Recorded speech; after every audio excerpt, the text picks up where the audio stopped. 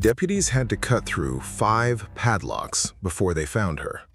She was chained by the neck inside a green shipping container on a rural property outside Woodruff, South Carolina. The first thing she said wasn't "help me." It wasn't "get me out." It was, "Charlie, he shot him." Do you know where your buddy is? Charlie? Yes. He shot him. He shot him? Who did? Douche. Todd Kohlhepp shot Charlie Carver 3 times in the chest, wrapped him in a blue tarp, put him in the bucket of the tractor, locked me down here, and I never seen him again. Okay. Before anyone could ask who Charlie was, she pointed toward a blue tarp stretched across the ground. "He's dead, buried under there." Then, she warned them there were more. In less than a minute, what deputies believed was a missing person investigation became something else entirely, because the woman they had just rescued wasn't describing one body. She was warning them they had uncovered something far larger. At that moment, nobody standing on that property knew they were about to expose one of the most disturbing serial killer investigations in South Carolina history. And nobody knew that the 5 padlocks lying in the dirt would become one of the most unforgettable pieces of evidence in the entire case. Not because of how they were used, because of something investigators would discover much later. Years before deputies ever arrived at that shipping container, someone had quietly posted an online review for the exact kind of padlock they had just cut apart. It wasn't hidden. It wasn't buried in a notebook. It wasn't locked away in a private computer. It was sitting in plain sight, available for anyone to read. For 2 years, those words existed without attracting attention. Nobody understood what they meant. Nobody had any reason to. Only after the rescue would investigators realize they weren't reading an ordinary product review at all. By then, they had already begun uncovering a trail that stretched far beyond one missing person, one rural property, and one shipping container. Everything that followed began with 5 padlocks, and everything changed when the last one hit the ground. This is the Case Collector, and this case does not end where most people think it does. Before we continue, I'd genuinely like to know, where are you watching from today? One of the best parts of this channel is seeing people from all over the world come together to follow these cases. If new to the Case Collector, this channel is dedicated to rebuilding criminal investigations the way detectives experience them. Not just the headlines, the evidence, the timeline, the details that changed everything. If that's the kind of storytelling you enjoy, I'd love to have you here. The evidence doesn't stop here. And as we work through this investigation, share your thoughts in the comments. I read every one. On August 31st, 2016, Calla Brown and Charlie Carver left home expecting an ordinary day's work. The couple had been together for several years. Like many people trying to make ends meet, they accepted temporary jobs whenever they could find them.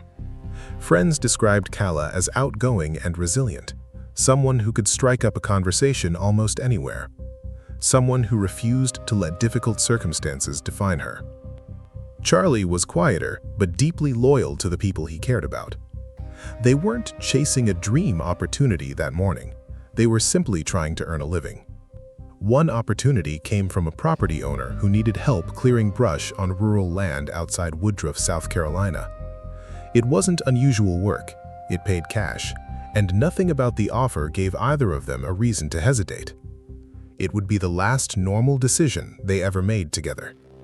When the day ended and neither of them returned home, the silence wasn't immediately alarming. Friends assumed their phones had died. Family members thought they might simply be running late. But as the hours turned into days, concern quickly became fear. Calla's mother, Terry Brown, refused to believe her daughter had simply disappeared. Charlie's family reached the same conclusion. The longer both of them remained missing, the more impossible it became to explain their absence as a misunderstanding. 2 people had vanished at the same time, after traveling to the same place, and neither had contacted anyone they cared about. Investigators began treating the disappearances seriously. Phone records were examined. Friends and relatives were interviewed. Their recent movements were reconstructed as carefully as possible, hour by hour. Detectives wanted to know who they had spoken to, where they had been seen, and whether anything in the days leading up to their disappearance suggested they had planned to leave voluntarily. Every lead, no matter how small, was followed. Yet the people searching for Kala and Charlie shared one frustrating problem. There was almost nothing to work with. No confirmed sightings, no financial activity, no phone calls, no messages asking for help. It was as though both of them had vanished at exactly the same moment. Experienced investigators know that when two adults disappear together without warning, every passing day changes the calculation. The longer there is no contact, no digital activity, and no credible sighting, the less likely it becomes that the disappearance was voluntary. For weeks, investigators chased possibilities that led nowhere. Meanwhile, on a secluded property outside Woodruff, the answers they were looking for were sitting behind 5 locked padlocks. They just didn't know where to look yet. The breakthrough wouldn't come from a witness walking into a police station. It wouldn't come from a random tip. It would come from technology quietly recording movements that no one realized would matter until weeks later. By the time investigators understood what that digital trail was telling them, every road they followed would lead toward the same rural property outside Woodruff. They still didn't know who owned it. They were about to find out. Investigators weren't looking for a serial killer. They were looking for 2 people who had disappeared without leaving a single believable explanation. Every hour that passed narrowed the possibilities. Kala Brown's phone had gone silent. So had Charlie Carver's. Neither of them had accessed their bank accounts. Neither had contacted family. Neither had shown up anywhere they were expected to be. For investigators, disappearances like this create 2 competing possibilities. Either 2 adults have chosen to disappear together, or someone else has made that decision for them. The evidence was beginning to point toward the second. Detectives started rebuilding the couple's final known movements hour by hour. Friends described where they had planned to go. Family members retraced conversations from the days before they vanished. Phone records were examined again, then again. Investigators also turned to cellular data, searching for anything that could establish where Kala and Charlie had last been before both phones went silent. Unlike eyewitness testimony, digital records don't forget. Every connection to a cell tower leaves behind a timestamp, quietly recording movements that people rarely realize they're creating. One detail refused to fit. Both phones had stopped moving at almost the same time, not miles apart, not hours apart, together. That suggested Kala and Charlie hadn't separated. Whatever had happened, it had happened to both of them. The breakthrough didn't come from a witness, it came from technology. As investigators analyzed the available cellular records, a pattern began to emerge. The final activity associated with both phones repeatedly pointed investigators toward the same rural area outside Woodruff. At first, it was only another lead, one that had to be tested like every other.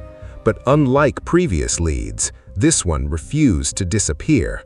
The location matched, the timeline matched, and every new piece of information strengthened the same conclusion. Investigators began narrowing their search to a specific property. Before they could enter that land, however, they needed something more than suspicion. They needed probable cause.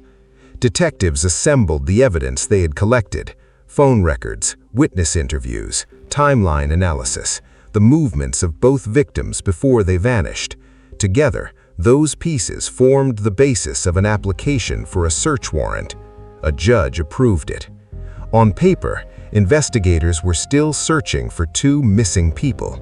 They had no confirmed homicide, no confession, no physical crime scene, only enough evidence to believe the answers might be waiting on that property. The land belonged to a local real estate broker, a man whose public image gave little indication of what investigators were about to uncover. His name was Todd Kohlhepp, At that moment, he wasn't known to detectives as a serial killer.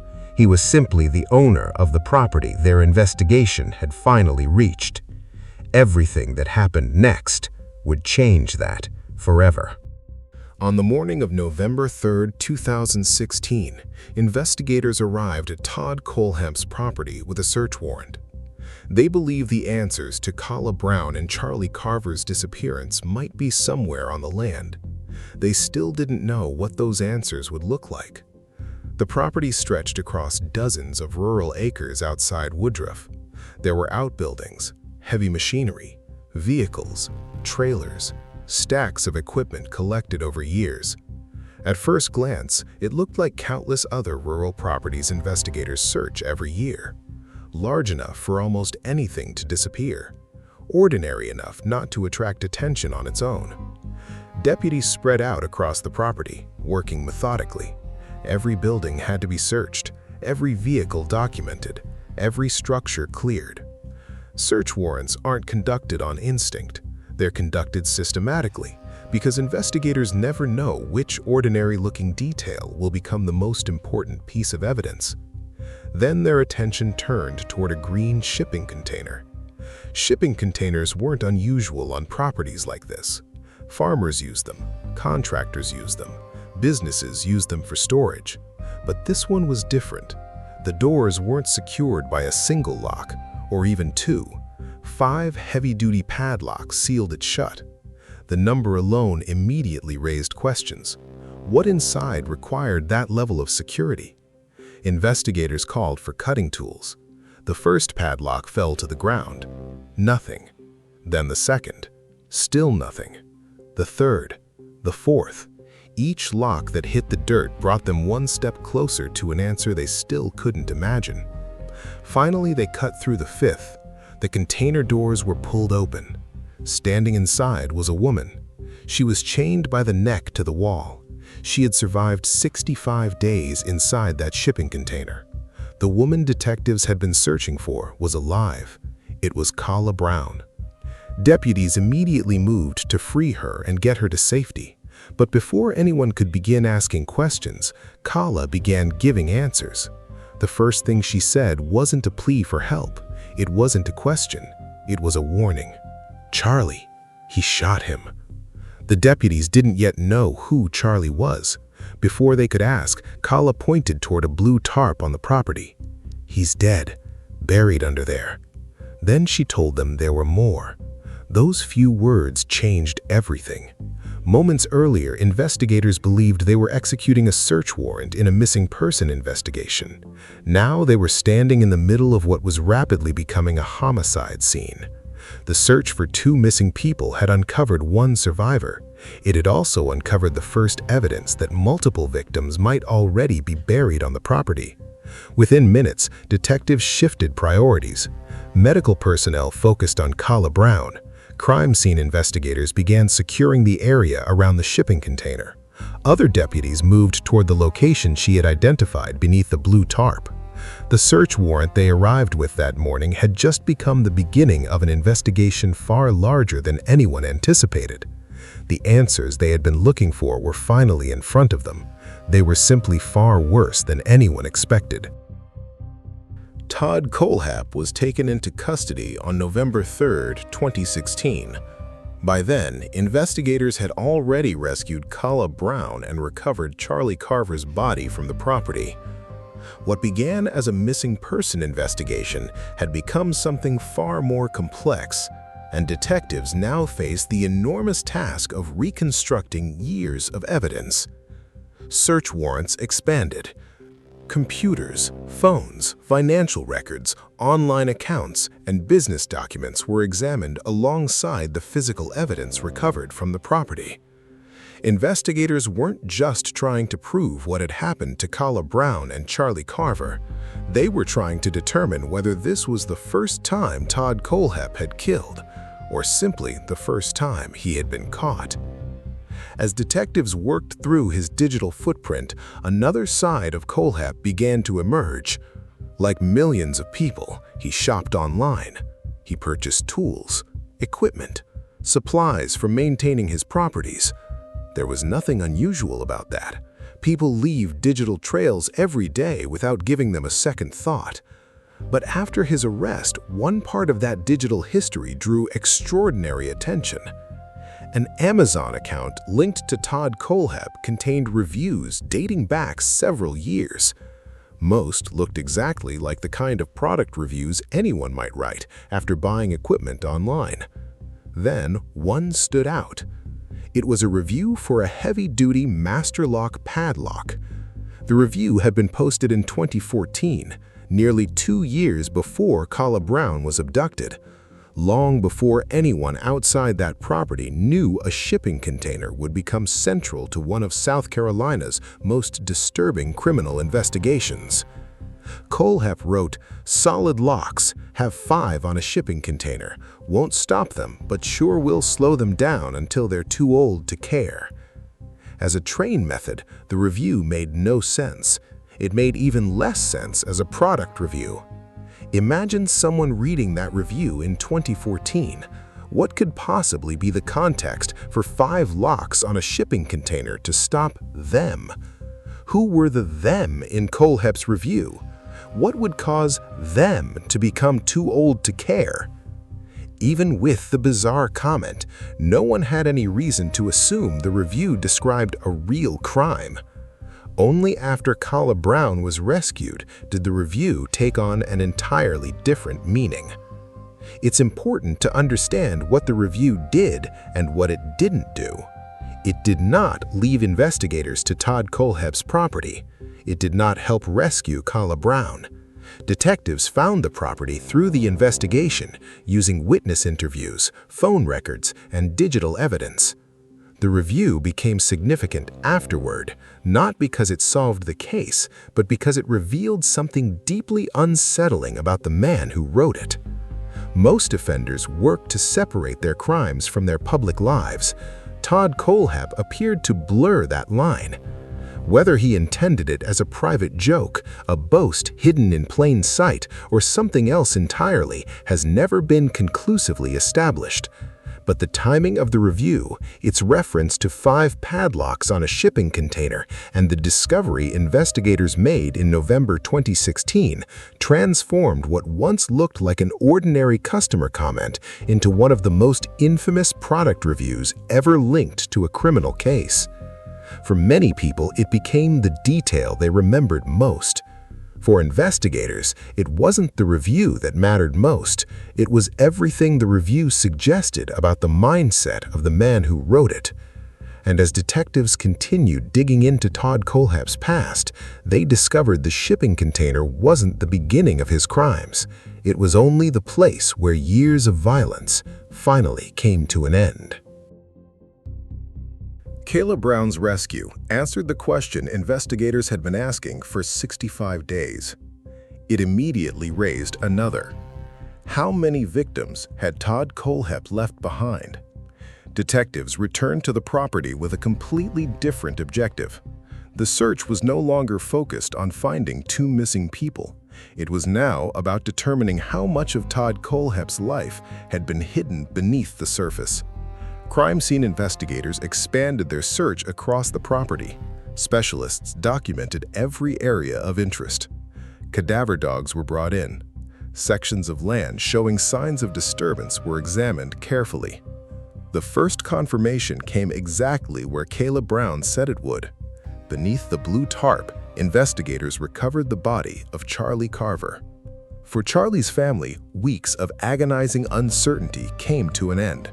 The outcome was devastating, but it finally replaced unanswered questions with the truth. The investigation didn't stop there.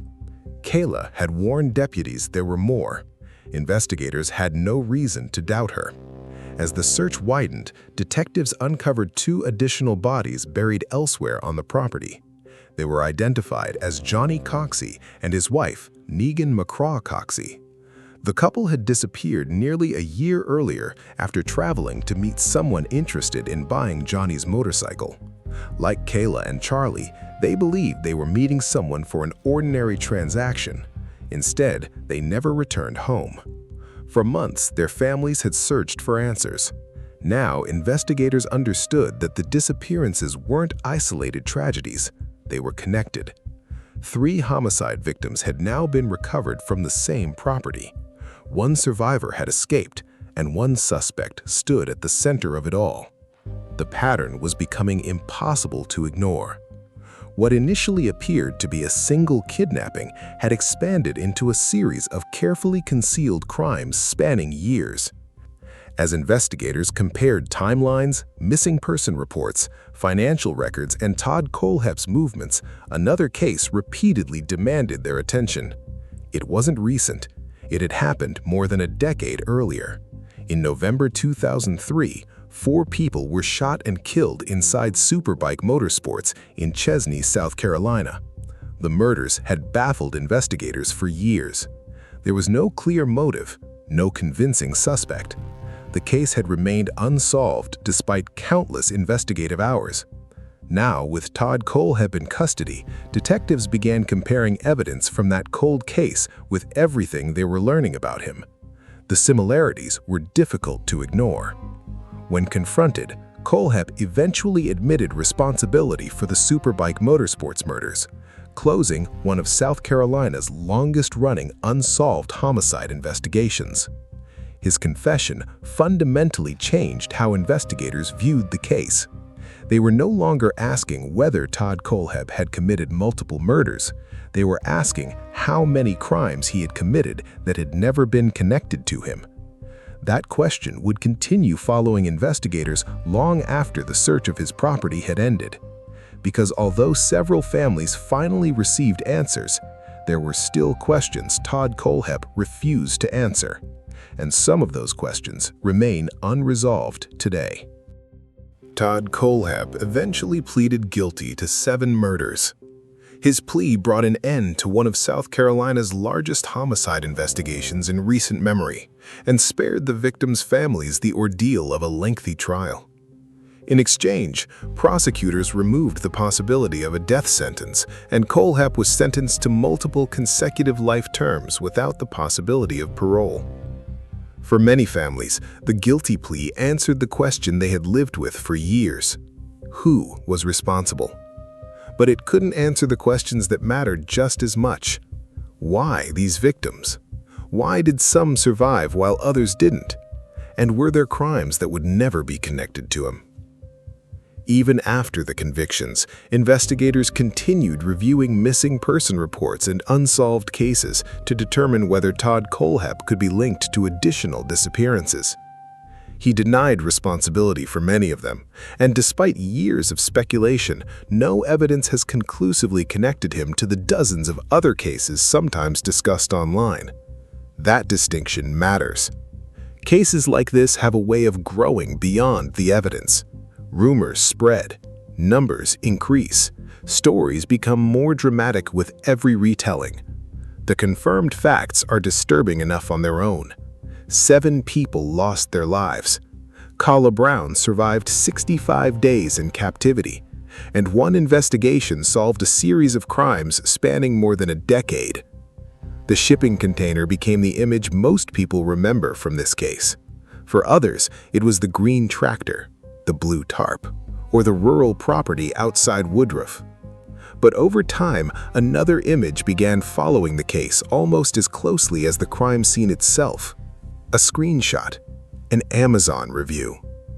Thousands of people have read those few lines since they became public, not because they solved the investigation, not because they exposed Todd Kohlhepp before the crimes were discovered, but because they force an uncomfortable realization. Sometimes, the most disturbing evidence isn't hidden. Sometimes, it's sitting in plain sight, surrounded by ordinary things no one has any reason to question. The review didn't reveal a serial killer to the world. Only hindsight gave it meaning. Before November 2016, it was just another comment on another product page among millions of others posted every year. After Carla Brown was rescued, people went back and read those same words through an entirely different lens. Nothing about the review had changed, only what people knew. That may be the most unsettling lesson this case leaves behind. We often imagine that dangerous people are easy to recognize, that they leave obvious warnings, obvious clues, obvious signs. Real investigations rarely work that way. Detectives solved this case because they followed evidence, verified facts, and patiently reconstructed the truth one step at a time. The Amazon review became unforgettable because the investigation had already uncovered what it referred to, not the other way around. And perhaps that's why this case continues to fascinate so many people. It isn't simply the story of a serial killer. It's the story of how ordinary objects, a shipping container, 5 padlocks, a product review, became permanently attached to extraordinary crimes. Long after the investigation ended, those objects continue telling part of the story, not because they explain everything, but because they remind us how easily the extraordinary can hide inside the ordinary. Sometimes, the evidence is buried beneath years of unanswered questions. Sometimes, it's locked behind 5 padlocks. And sometimes, it's been sitting in plain sight. Drop your verdict below.